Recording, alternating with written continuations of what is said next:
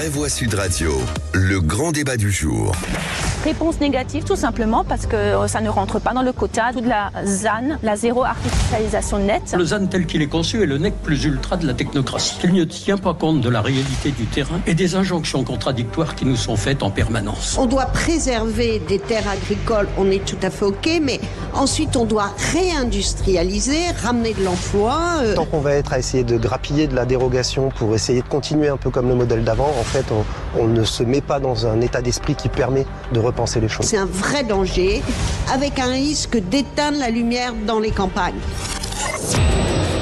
Imaginez 5 terrains de foot qui disparaissent chaque heure en France, c'est l'équivalent des surfaces agricoles et forestières urbanisées entre 2010 et 2020, soit 24 000 hectares consommés chaque année. L'artificialisation des sols pose véritablement des problèmes de biodiversité, d'inondation et de fractures territoriales. Et c'est pourquoi la France s'est fixée aujourd'hui comme objectif, Philippe, la zéro artificialisation à l'horizon de 2050. Et est-ce que cet objectif vous paraît crédible? Avec la crise de l'immobilier et la volonté de réindustrialisation, on l'a entendu dans le jingle, est-ce qu'on n'est pas en train de se tirer une balle dans le pied en empêchant de construire?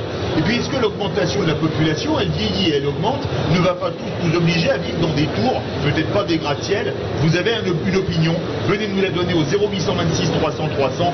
Et pour le moment sur Twitter à la question, peut-on construire la ville de demain en préservant les terres agricoles et la biodiversité? Vous dites oui à 74%. Et notre expert pour en parler, Alain Chrétien, est avec nous, vice-président de l'AMF et maire de Vesoul. Bonsoir, merci d'être avec nous en direct. Bonsoir, bonsoir à tous. Juste avant de revenir vers vous, forcément, j'ai envie de me tourner vers Sophie Gauguin, par exemple, qui est avec nous ce soir, vice-présidente de la région Normandie et maire d'Auzulay, oui. Sur ce sujet, sur l'artificialisation aujourd'hui des sols, qui est un vrai problème. On en a déjà beaucoup parlé ensemble, tout est une question d'équilibre et la façon dont on bâtit l'application de ce que vous définissez là, c'est-à-dire la conséquence de la loi climat et résilience. En Normandie, on a choisi un modèle où on associe les territoires, puisque voilà, il y a quand même eu un défaut pour connaître les conditions d'application. Moi, je pense que tout est conciliable, mais tout dépend de la méthode qu'on emploie pour le faire et des équilibres. Parce que vous parlez, peut-on bâtir la ville de demain, mais la ville où? La France est un territoire disparate, c'est aussi la ville en milieu rural. Et je pense que les équilibres doivent être respectés dans l'application de cette loi. Philippe Bilger, sur cette ville de demain, Philippe Bilger, vous nous entendez? Non. Ouais. Oui, mais j'ai le scrupule à intervenir sur un tel sujet devant les maires qui sont très compétents et où mon ignorance serait mise en pleine lumière.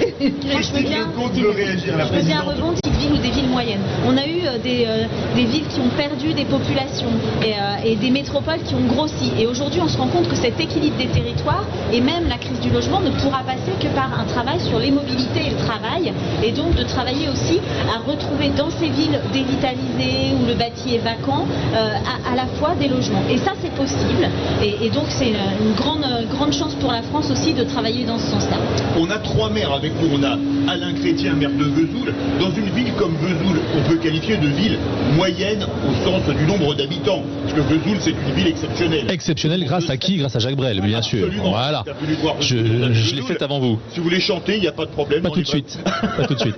Comment ça se passe pour une ville moyenne comme Vesoul? Ça se passe bien parce qu'on a tous conscience, nous les maires, qu'on doit faire des efforts, que la sobriété foncière, c'est un outil pour lutter contre le réchauffement climatique, qu'il faut qu'on arrête de tartiner des lotissements à longueur de kilomètres au bord des routes. Ça nous coûte cher. Parce qu'il faut ensuite faire passer les ordures ménagères, il faut faire passer la fibre optique, c'est des kilomètres et des kilomètres de câbles, des kilomètres et des kilomètres de tuyaux. Donc à un moment donné, il faut stopper ça, c'est un modèle des années 70. On voyage un peu partout puisqu'on a eu la Normandie, on a Vesoul, ça c'est l'Est, et maintenant on part direction. Alors vous êtes dans le plein centre de la France, Sébastien Goudbel, maire de Murol. Alors c'est dans le Puy-de-Dôme, juste à côté d'un village que les amateurs de fromage connaissent bien, Saint-Nectaire. Et c'est exactement ça. Et comment ça se passe alors dans un petit village comme Murol? Effectivement, nous aussi on a fait un document d'urbanisme, un PLU qui a 2 ans, et on est aussi dans l'équilibre du développement de nos exploitants agricoles autour justement de cette production du Saint-Nectaire, mais aussi cette particularité d'être une station classée de tourisme et d'avoir des populations qui font x10. Donc effectivement, c'est 5 campings, une résidence de vacances, des gîtes démeublés. On est 5000 l'été et 600 l'hiver, et derrière tout ça, il y a un enjeu fort de la préservation de nos espaces naturels et agricoles agricoles et forestiers, puisqu'on doit être dans l'équilibre. Et cet équilibre, il sera conditionné en France, justement, dans la différenciation, dans l'équilibre local, mais aussi dans la création d'un fonds dédié au renouvellement rural. C'est-à-dire que rénover coûte cher, et comme dans nos territoires ruraux, il n'y a pas de modèle économique, si on rénove et que ça coûte cher pour avoir un logement à 12 € le mètre carré, à 13 € le mètre carré, personne n'a les moyens de loger à 900 €, à 800 € par mois quand on a un revenu moyen des ménages à 21 000 € sur ma commune. C'est totalement impossible. Donc tout ça, il faut des aides d'État à rénover le bâti ancien et rural, résorber les friches artisanales touristiques qui traînent aussi dans nos territoires ruraux. Et ça passera par là, effectivement, là aussi sur la valorisation des aménités, puisque c'est l'occasion d'en parler. Moins construire un milieu rural, c'est protéger l'espace naturel. Et clairement, il faut le récompenser et le valoriser financièrement pour qu'on puisse faire ces efforts de reconquête des territoires et notamment du bâti ancien et rural. Direction la Normandie, Sophie Gauguin veut réagir et après on aura la juge de paix puisqu'elle est présidente nationale, Christine Lecomte. Oui, c'est une question d'équilibre, mais de stigmatiser... Ça rappelle une chanson de Francis Cabrel. Ah, décidément. Ce que je veux dire, tout est une question d'équilibre et de respect. Parce qu'il ne faut pas, encore une fois, que nos concitoyens qui habitent aujourd'hui dans nos villes, dans les campagnes, moi je suis maire d'une commune de 2300 habitants à 25 km d'une agglomération, se sentent exclus de cette transition nécessaire. Et aujourd'hui, le message qu'on leur envoie est assez négatif. C'est pas eux qui sont en cause, c'est de nouveaux modèles dont on a besoin, parce que la campagne, elle apporte quand même beaucoup à la France. Elle apporte l'alimentation, elle apporte la main-d'œuvre dans les entreprises, elle apporte les transitions écologiques. Et donc, il faut leur envoyer un message positif. Et quand je dis que c'est ensemble que nous devons bâtir avec des équilibres métropole, milieu rural, c'est très important. Et on a besoin, les maires, de solutions nouvelles aussi.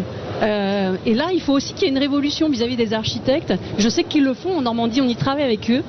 Pour moi, la co-construction de nouvelles politiques publiques est essentielle pour de l'habitat qui nous permet d'avoir plusieurs choses à la fois. Et Christine Lecomte, la présidente du Conseil national de l'Ordre des architectes, là, va répondre à tout le monde de Vesoul à la Normandie en passant par l'Auvergne. On est d'accord, hein, c'est-à-dire qu'il y a un vrai besoin de travailler sur l'existant, mais de se donner les moyens de le faire. Et effectivement, on a souvent eu une problématique, c'était que déjà les architectes arrivent très tard dans le processus et en fait, on se retrouve parfois avec deux types de modèles. D'un côté, le logement collectif un peu basique et de l'autre côté, l'étalement urbain en lotissement, alors qu'en fait, des façons de construire l'habitat des Français, il y en a plein. Et on est capable aujourd'hui d'offrir aux Français, dans une forme de densité, un espace extérieur, un lieu où ils vivent de manière confortable, avec des formes urbaines de très grande qualité. Et là où je vous rejoins, madame, c'est qu'en fait, ça se fait notamment dans des dispositifs où on travaille en amont. Donc on a parlé des documents d'urbanisme, c'est hyper important, mais aussi la façon dont on va penser les formes urbaines. Et ça se travaille par des plans guides, ce genre de choses. Et ça se travaille avec un maire, un architecte, par exemple. Vous êtes tellement passionnant que Philippe Bilger, qui était un béotien il y a quelques minutes, veut réagir. Je me permets, messieurs les maires, madame, ma chère Sophie, de m'immiscer dans le débat de très haut niveau, dans le micro, grâce auquel j'apprends beaucoup de choses. Est-ce que vous avez l'impression que tous les maires, sans exception, sont sur votre longueur d'onde avec la volonté de sauvegarder les espaces forestiers agricoles, en quelque sorte au détriment de l'urbanisation, ou est-ce que nous avons la chance d'avoir trois personnalités exceptionnelles? Ça va de soi, peut-être. Alain Chrétien, maire de Vesoul et vice-président de l'Association des maires de France. Alors naturellement, moi je ne connais pas un maire qui dit moi je veux continuer à bétonner, je veux continuer à imperméabiliser. Non, on a vraiment un consensus quasi total sur ce sujet. Chacun d'entre nous, on visite nos régions, nos territoires. On est vraiment sur un consensus. Après, c'est une question d'équilibre. Il ne faut pas, comme tu dis, cher collègue, que certains se sentent lésés par rapport à d'autres. Certains ont déjà fait beaucoup d'efforts. Il faut dire aussi que l'urbanisation s'est ralentie depuis 10 ans. Donc ce mouvement a déjà commencé depuis une dizaine d'années parce qu'il y a déjà eu une prise de conscience de tout ça. Ça veut dire que nous, en tant que maire, il faut qu'on convainque les voisins qu'il y aura peut-être un immeuble un tout petit peu plus haut que prévu à côté de chez eux. Ça veut dire qu'il faut qu'on convainque que certains espaces verts qui ne sont pas valorisables seront valorisés grâce à la création de logements. C'est pas forcément simple, mais ce mouvement, il a déjà commencé. Il va s'amplifier, mais il a déjà commencé. Il faut qu'on évite ces polémiques de fractures territoriales entre les uns et les autres. Oui, Sophie Gauguin. La réalité quand même de l'application du zéro artificialisation nette, c'est qu'avec les modalités de calcul aujourd'hui, ceux qui ont super développé peuvent se retrouver plus avantagés que ceux qui ont déjà fait un effort de développement durable, comme on le fait par exemple dans le Pays d'Auge ou ailleurs chez moi, en Normandie. Et donc la discussion qui s'ouvre là, c'est comment on arrive à trouver ensemble des modalités qui respectent les besoins d'aménagement de chacun ou des enjeux nationaux, par exemple les enjeux portuaires ou qui consomment beaucoup d'espace mais qui sont nécessaires pour le pays. Sébastien Goudbel, maire de Murol dans le Puy-de-Dôme, veut réagir. Oui, effectivement, on est vraiment dans la territorialisation et la différenciation. Je confirme ce que disent mes collègues, les territoires vertueux qui ont fait des gros efforts n'ont pas de raison d'être pénalisés actuellement. Ce que l'on milite effectivement en maires ruraux, mais pas que, c'est le droit au projet, le droit à la vie, le droit au développement. Donc derrière tout ça, effectivement, il faudra toujours qu'il y ait un minimum d'artificialisation pour que les territoires qui ont besoin de services puissent les créer et les faire. Mais dans un contexte où on parle de réindustrialisation, il faudra bien loger les gens qui viennent travailler dans l'industrie et dans les artisanats et les petites PME qui sont le fond de commerce de nos territoires ruraux. Là aussi, c'est une question d'équilibre et il n'y a pas de raison que les territoires qui ont fait le plus soient les plus récompensés maintenant. Je crois que là-dessus, on peut avoir consensus et être tous d'accord. Allez, on part au standard 0826 300 300. Sandra, vous vouliez réagir à ce qui est dit? J'écoute tout ça, je suis entièrement d'accord avec Sophie Gauguin sur la façon de traiter cette loi, parce qu'en fait elle tombe comme ça et puis il faut prendre des décisions rapidement. Moi je suis pour la rénovation rurale, bien évidemment. Par contre on revient toujours sur le même sujet, il faut de l'argent et aujourd'hui les personnes ne peuvent pas acheter et rénover. Moi j'ai un client qui a acheté un logement en G, et ben il l'achète et qui rénovera petit à petit parce qu'il rentre dans aucun critère pour bénéficier des aides. Voilà, donc les idées sont belles. Maintenant, c'est la mise en œuvre qui me paraît un petit peu arriver un peu comme un cheveu sous la soupe. On découvre l'artificialisation, alors que nous, sur les territoires ruraux, on le sait depuis fort longtemps. Il faut faire des efforts, bien évidemment, mais il faut loger les gens. Surtout, il faut loger les gens. Messieurs les maires et mesdames les maires, n'oubliez pas que vous avez des populations qui sont aujourd'hui en crise du logement. Christine Lecomte, présidente de l'Ordre national des du Conseil national de l'Ordre des architectes. Oh, si je résume la pensée de son nom, on va se rappeler un vieux slogan. On a toujours les idées, mais on n'a toujours pas le pétrole. C'est ça le problème ou pas? Non, mais surtout, on va pas penser avec le pétrole, parce que justement, c'est peut-être là où on a un sujet. Non, ce qui est compliqué... Oui, pour les émissions de CO2, voilà, c'est pas ce qu'il y a de mieux. Non, ça va pas trop. Mais ce que j'entends aussi dans la voix de Sandra, c'est ce qui nous arrive à tous, c'est qu'à un moment donné, on doit tous changer collectivement de pratique. Et donc, les équations économiques changent, l'ensemble de nos process change, et donc ça nous met face à des moments qui sont un peu compliqués, mais on arrive à les régler. Moi, ce que je vois surtout, c'est que en fait, ça va peut-être nous donner l'opportunité de nous repencher sur les qualités de nos territoires à chacun. Je suis peut-être très optimiste, mais quand je pense à certains territoires, je me dis qu'on a pas mal gâché en étalant ce que vous avez dit tout à l'heure, des lotissements standards qu'on voit partout au nord, au sud, à l'est, à l'ouest de la France, alors qu'on a des patrimoines de qualité exceptionnelle. Donc on va peut-être regarder comment nos anciens bâtissaient, quelle typologie on avait, et peut-être repenser un peu nos modes de vie ensemble, mutualiser aussi des choses. Et puis il ne faut pas oublier que pour les collectivités, c'est extrêmement complexe. Vous parliez tout à l'heure des services publics, mais quand on s'étale, en fait, ça coûte de 5 à 7 fois plus cher d'emmener les services publics pour les collectivités que dans de la ville un tout petit peu plus dense. Et on ne parle pas d'immeubles de grande hauteur.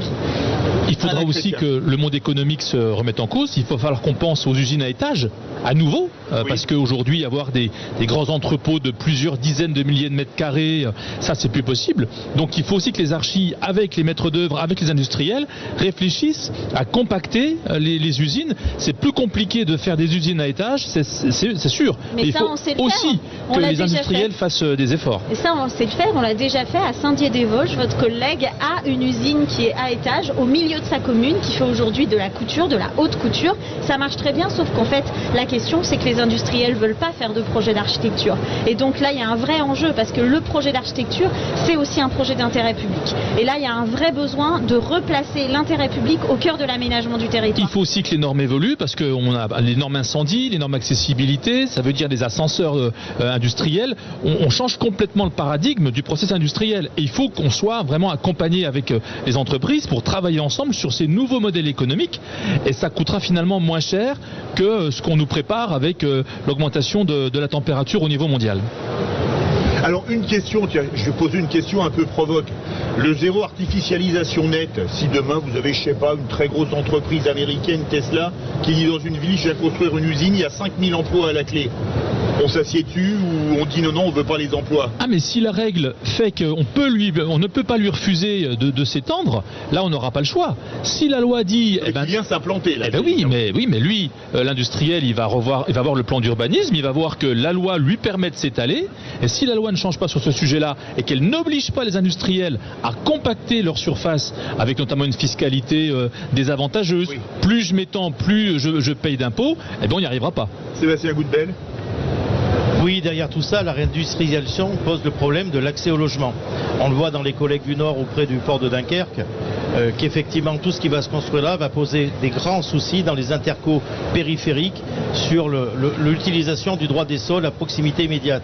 Ça pose derrière tout ça aussi le problème de la mobilité. Refaire un modèle où on remet tout le monde sur la route à 30 bornes, à 50 bornes de l'entreprise qui vient de se construire, de l'industrie qui vient de se construire, c'est un non-sens actuel. Et là aussi, c'est pour ça qu'il faut raisonner de façon globale et transversale et reparler aussi globalement d'une vraie politique d'aménagement du territoire.